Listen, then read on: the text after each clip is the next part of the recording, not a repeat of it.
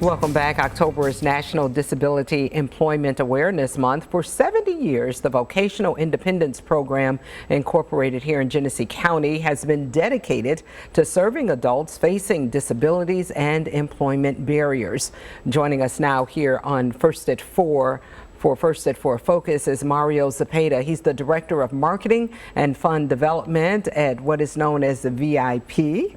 Thank you so much for joining us. Thank you for having me back. I appreciate it. Yeah, so your organization for 70 years has been providing these opportunities. Tell us about the services you provide for people who are living with disabilities in our community.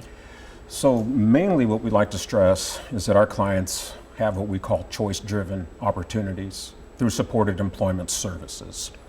We provide vocational and personal skill development to help give them confidence in the workforce. So we have employment specialists that will train them on things like team building, socialization.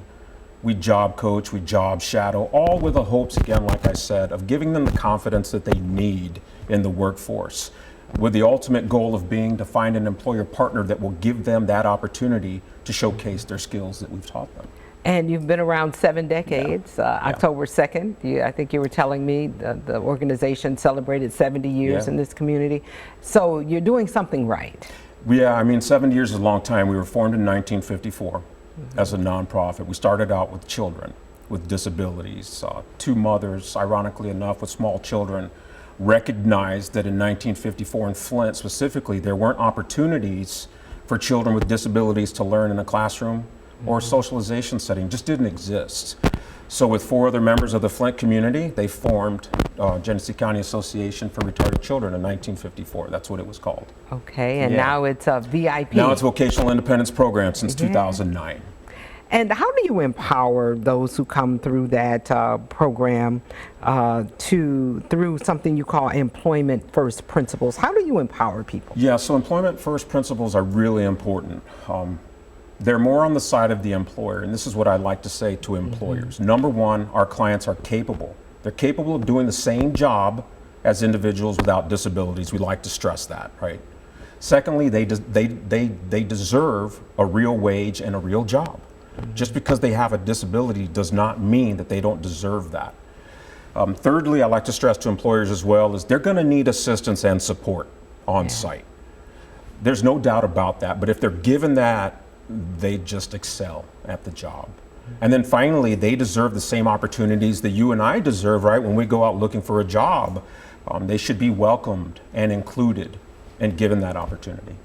And, you know, individuals who are enrolled in the programs, you engage them through a number of activities before they even get to. So I guess these would be the confidence building activities before they even get to that interview. Tell us about those. They are confidence building. They are. So we do some light manufacturing. For instance, we manufacture birdhouses, bat houses. We do lawn garden boxes. We have a contract with General Motors that we've had for 30 years, so we do some light assembly for them. All of these activities and things that we do, we also do some volunteer work for Catholic Charities. Our clients go to the North End and South End soup kitchens where they volunteer their time and they, you know, again, work with the community.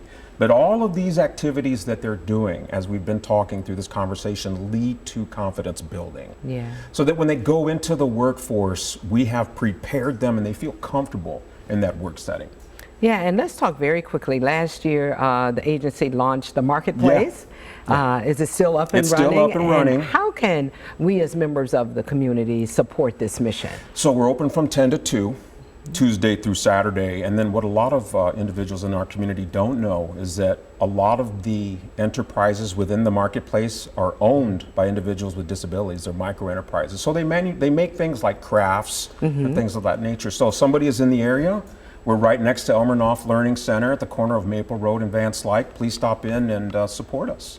And how can people get more information about this service that you're providing and the service that you've been providing for so many years here in Genesee County? So our website is www.viprogram.org, and they can reach us by telephone at 810-238-3671. Mario Zepeda, Director of Marketing and Fund Development at VIP. Thank you so much for coming in first at 4 to talk about the services that your organization offers for disabled members in our community. Thank you for having me on. I really thank appreciate you. it.